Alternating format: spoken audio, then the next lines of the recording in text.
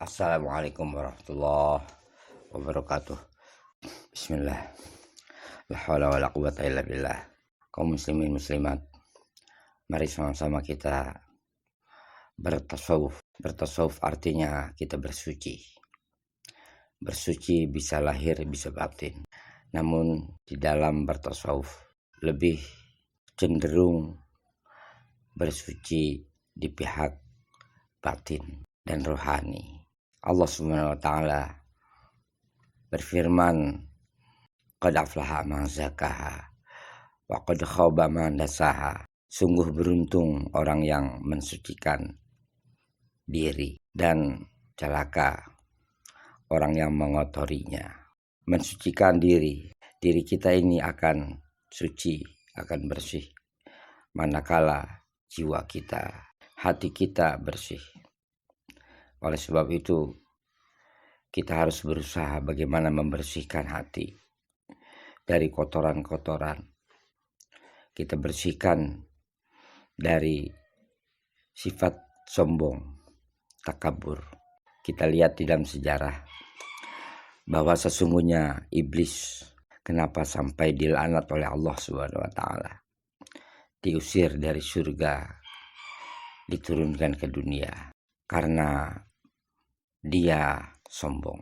Dia sebetulnya makhluk Allah yang sangat dekat kepada Allah, yang selalu bertasbih, selalu berzikir, tetapi dia sombong dengan zikirnya, sombong dengan tasbihnya, sombong dengan ibadahnya. Ketika disuruh dan diperintahkan hormat kepada manusia pertama, yaitu Adam alaihissalam, dia tidak mau, nggak mau, wastakbar, dan dia sombong. Dia merasa dirinya lebih baik. Ana khairu minhu, aku lebih baik daripada Adam. Makanya tidak mau sujud. Fasjudu li Adam, fasajadu ila iblis. Sujudlah kamu. Sujud di sini bukan sujud seperti sujudnya orang yang sholat, tetapi sujud tahiyah, sujud dalam rangka menghormat. Semua sujud, para malaikat sujud kecuali satu, yaitu iblis. Kaum muslimin muslimat, iblis karena kesombongannya dilaknat oleh Allah Subhanahu wa taala. Apa kesombongannya? Dia merasa dirinya suci, merasa dirinya sangat dekat kepada Allah. Dirinya sudah banyak berzikir, sudah cukup baginya untuk dimuliakan, untuk diposisikan di tempat yang tinggi, sehingga nggak perlu dia melihat ke bawah. Yang di bawah itu manusia, yaitu Adam. Dia nggak mau menengok ke bawah karena yang di bawah itu rendah. Nabi Adam itu rendah, dia tidak mau. Inilah sifat sombong. Allah Subhanahu wa taala telah menyatakan bahwa kesombongan itu adalah pakaianku. Orang yang sombong berarti telah menyaingiku, maka aku akan lemparkan ke neraka. Marilah kita bersihkan diri kita ini dari sifat sombong. Di dalam hal apa? Banyak. Di dalam hal ibadah, seseorang terkadang merasa lebih banyak beribadah, lebih baik beribadah, lebih ikhlas di dalam ibadah, lebih khusyuk di dalam sholat, lebih banyak berbuat kebaikan-kebaikan, sehingga dia meremehkan dan merendahkan orang lain, menganggap orang lain lebih buruk, lebih kurang, lebih jauh dari Allah. adapun dirinya adalah lebih dekat kepadanya. Menganggap dirinya lebih bertakwa. Sesungguhnya takwa itu ada di hati. Kata Nabi, at-taqwa hahuna. At-taqwa hahuna. At-taqwa hahuna, sambil memegang dadanya. Bahwa sesungguhnya ketakwaan itu ada di hati. Tidak ada orang yang tahu. Allah Subhanahu wa taala pun telah mengingatkan, fala tuzakku anfusakum. Jangan engkau merasa suci. Jangan engkau menganggap diri kamu adalah suci, karena sesungguhnya yang tahu itu adalah Allah Subhanahu wa taala. Kita merasa baik aja, itu sebetulnya akan mendorong diri kita untuk sombong. Merasa baik, apalagi merasa lebih baik. Sebaliknya, menganggap orang itu buruk, itu saja sudah membawa kita ke perbuatan dan memiliki kepribadian sombong. Apalagi menganggap orang itu lebih buruk. Mari dari sini kita belajar mengenal diri kita. Ada ungkapan, man arafa nafsahu faqad arafa rabbah. Orang yang mengenal dirinya, maka ia akan mengenal Tuhannya. Kita kenali diri kita, bahwa kita adalah berasal dari tanah dan akan kembali ke tanah.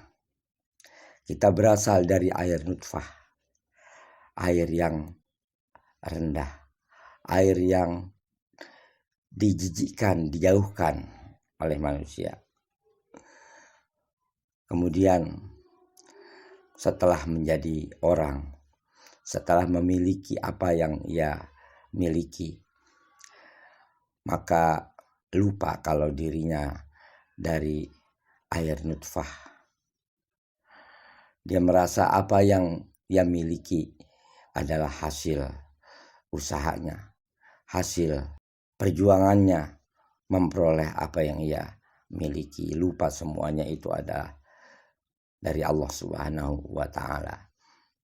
Kemudian termasuk mengenal diri, kita mengetahui bahwasanya kita ini ketika baru lahir, maka kita belum bisa berbuat apa-apa. Kemudian orang-orang yang ada di sekitar kita lah yang membantu kita. Ibu, ayah, saudara-saudara, tetangga menolong kita, merawat kita, mengasuh, menjaga, sampai diri kita bisa membedakan mana yang baik dan mana yang buruk. Sampai diri kita memahami mana yang hak dan mana yang batil. Sehingga kita bisa berbuat dan bekerja untuk keperluan diri kita. Disitulah manusia supaya melihat dari mana ia berasal.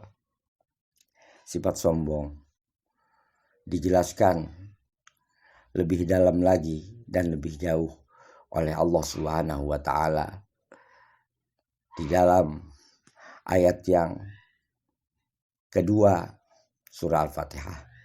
Alhamdulillah Rabbil Alamin. Segala puji bagi Allah, Tuhan sekalian alam. Hanya Allah yang memiliki segala pujian. Manusia boleh merasa punya harta, punya jabatan, punya ilmu, punya segalanya, tapi supaya sadar, supaya tahu bahwa yang dia miliki itu adalah bersumber dari Allah Subhanahu wa taala. Allah berikan kekuatan kepada kita sehingga kita bisa berbuat dan melakukan sesuatu di dalam mencapai dan menggapai, memperoleh apa yang kita inginkan. Dengan kekuatan Allah Subhanahu wa taala kita bisa berbuat. Maka yang pantas dipuji adalah Dia, yaitu Allah Subhanahu wa taala. Alhamdulillah, segala puji bagi Allah. Semua pujian-pujian adalah milik Allah. Manusia hakikatnya tidak berhak untuk memakai pujian, karena apa yang dipujikan kepadanya sebetulnya dari Allah Subhanahu wa taala. Hanya Allah yang memiliki pujian. Siapa itu Allah? Dialah Rabbul Alamin, Tuhan sekalian alam, penguasa alam semesta, pencipta alam semesta, pemberi alam semesta, pengasuh pendidik alam semesta, penyayang alam semesta.